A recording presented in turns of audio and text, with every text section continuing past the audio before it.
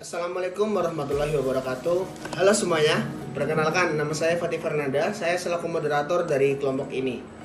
Izinkan saya untuk memperkenalkan teman-teman saya yang membantu saya dalam pembahasan tentang seseorang yang hebat dan seseorang yang spektakuler pada masanya. Izinkan saya memperkenalkan teman-teman saya yaitu Hasna, Andin, Farhan, Stefani, dan Altaf. Sekian perkenalan dari kami. Selanjutnya akan ada pembahasan tentang biografi seseorang yang sangat hebat dan penemuan-penemuannya pun sangat terkenal pada zamannya. Waktu dan tempat saya persilahkan kepada teman-teman saya.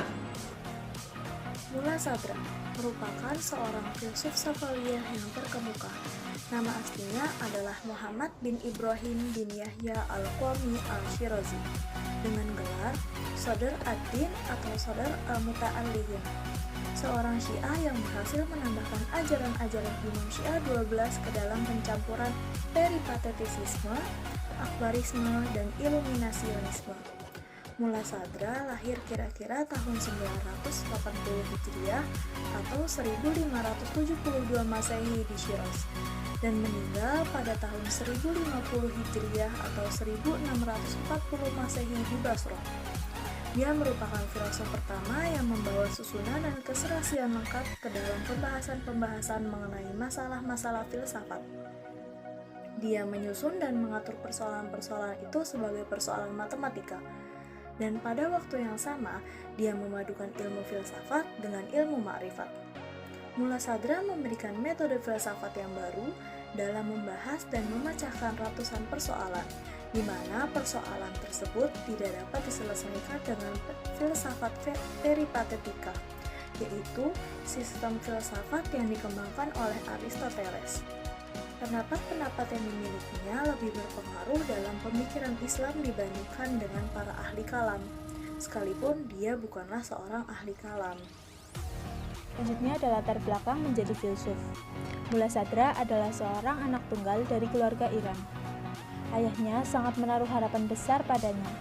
Untuk itu, setelah ayahnya meninggal, dia pindah ke kota Isfahan untuk melanjutkan pendidikan yang lebih tinggi, terutama dalam bidang ilmu rasional dan tradisional. Di sana, dia bertemu dengan gurunya yang pertama, yakni Syekh Bahai, kemudian ada juga Mirdamat, guru kedua yang sekaligus sebagai teman dekat. Dia hidup pada masa kejayaan dinasti Safawi yang ketika itu dipimpin oleh Syah Abbasi. Zaman ini merupakan zaman kejayaan paham Syiah 12 Imam, karena paham ini dijadikan sebagai paham resmi negara. Saat itulah, dia mulai mencurahkan perhatian pada ilmu-ilmu tekstual seperti hadis, tafsir, juga disiplin ilmu yang lain. Selain itu, dia juga mempelajari ilmu-ilmu rasional, dalam kurung al-ulum al-aqliyah, kepada seorang filosof peripatetik yang bernama Abu al-Qasim Penderecki.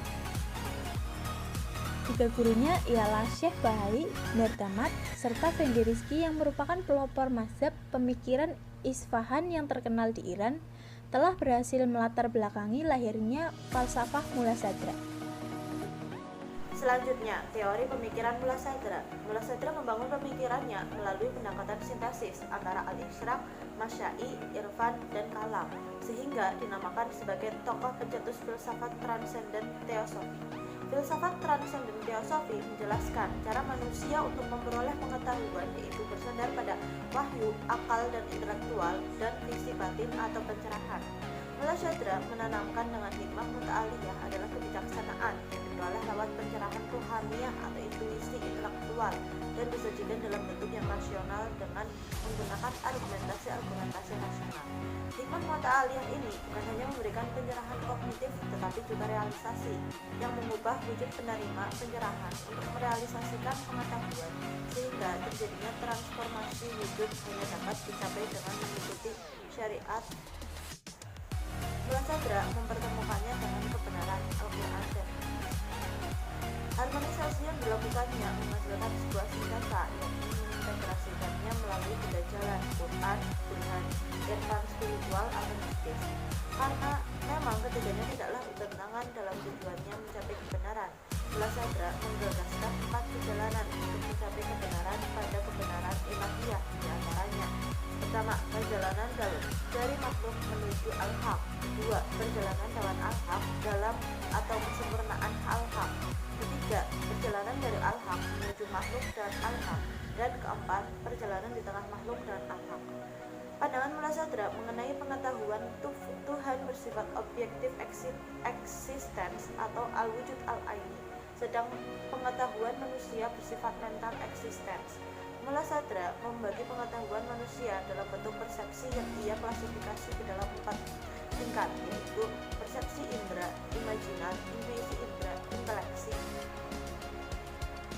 Dalil ekstensi mental dengan beberapa jalan. Dalil pertama, bahwa kita terkadang dapat membayangkan sesuatu yang tidak ada dalam realitas eksternal, bahkan sesuatu yang mustahil. Adanya dalam realitas eksternal seperti mustahil adanya dualitas Tuhan, mustahil bersatunya dua pertentangan atau kontradiksi, sekaligus akal atau mental juga dapat membedakan dengan yang tak ada lainnya dan membedakan yang tak ada yang mustahil menjadi ada. Karena apa yang ada dalam realitas eksternal bukan sebagai keniscayaan atau penjelasan atas apa yang ada pada mental.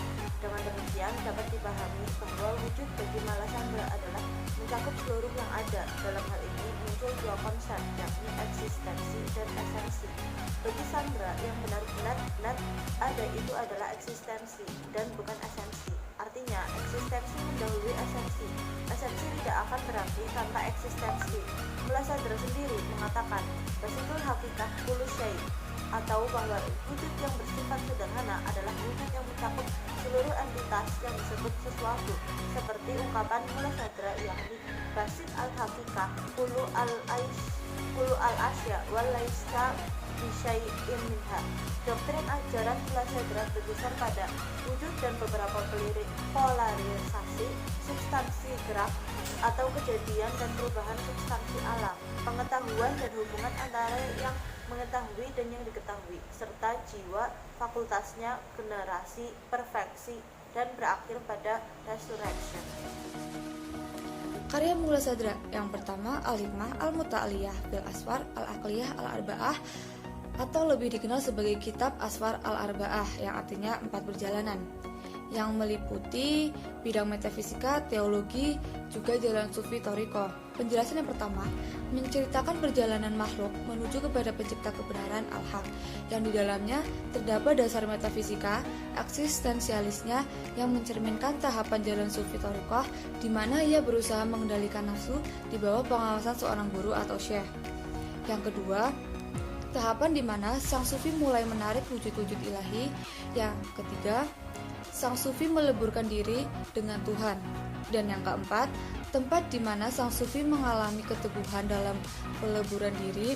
Dalam karya besarnya, Mullah Sadra juga menyatakan teori-teori wacana hanya akan mempermainkan para pemegangnya dengan keraguan, dan kelompok yang datang kemudian akan melaknat kelompok yang datang sebelumnya, sehingga setiap suatu umat masuk ke dalam neraka akan melaknat umat sebelumnya yang telah ikut menyesatkannya.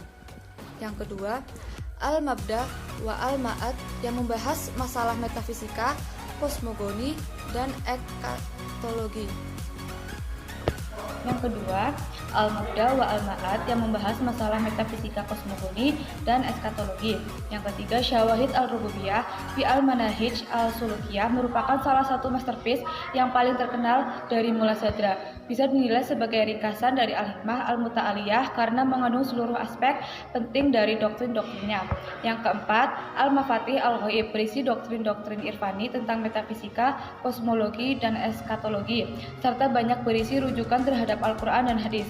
Karya ini ditulis sebagai pendahuluan terhadap karyanya yang lain dalam bidang tafsir. Yang kelima, Kitab Al-Mash'ir mengandung sinopsis dari pandangan ontologisnya karena di dalamnya terkumpul fondasi filsafatnya yang fundamental. Yang keenam, Tafsir Al-Quran Al-Karim. Yang ketujuh, Asrar Al-Ayat wa Anwar Al-Bayinat. Kedelapan, Mutasyibahat Al-Quran. Kesembilan, Al-Masail Al-Qudsiyah. Kesepuluh, Ajwibah Al-Masail. 11, Ajwibah Masail Syamsuddin Muhammad Al-Jilani. 12, Ajwibah Masail Nasriyah. 13, Al-Hikmah Al-Arsyiyah. 14. Waridah Qalbiyah fi Ma'rifah Rububiyah. 15. Mazahir Ilahiyah fi Asrar al-Ulum al-Kamaliyah. Nomor 17.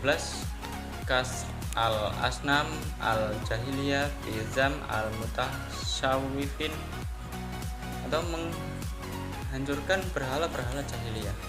Dia mengkritik banyak sufi karena meninggalkan pengetahuan dan amal soleh serta mengagungkan tahlil dan patuh pada setan. Nomor 18. Nomor 19. Risalah fi Ittisaf al-Mahiyah fi al-Wujud. Nomor 20. Risalah fi al-Tayyahus. Nomor 21. Risalah fi Surayan al-Wujud. Nomor 22. Risalah fi al-Qada wa al-Qadar. Nomor 23. Risalah Hudud al-Alam. Nomor 24. Risalah fi Hashr. Nomor 25. Risalah fi Khalq al-A'mal. Nomor 26. Al-Lama'ah al-Masyarikiyah fi Funun al-Mantikiyah.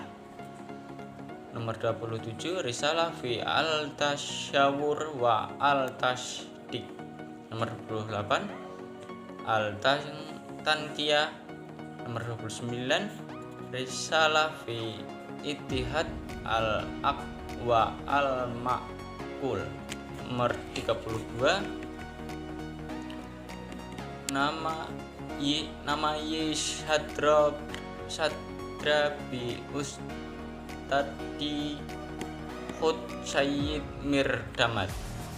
Nomor 33. Syarh al-Hidayah al-Atsiriyah. Nomor 34.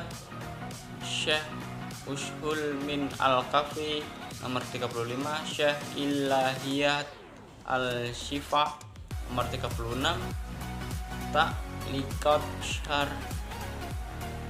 Nomor 36. Ta'liqat Syekh Hikmah al-Isyraq. Nomor 37. Syed al-Musafir. Selain karya-karya di atas, masih ada karya-karya yang lain yang dinisbatkan kepada Mullah Sadra, namun tidak dikemukakan karena beberapa penelitian masih memperdebatkan ihwal kepastian kepengarangannya. Terima kasih. Assalamualaikum warahmatullahi wabarakatuh. Sekian dari kelompok kami.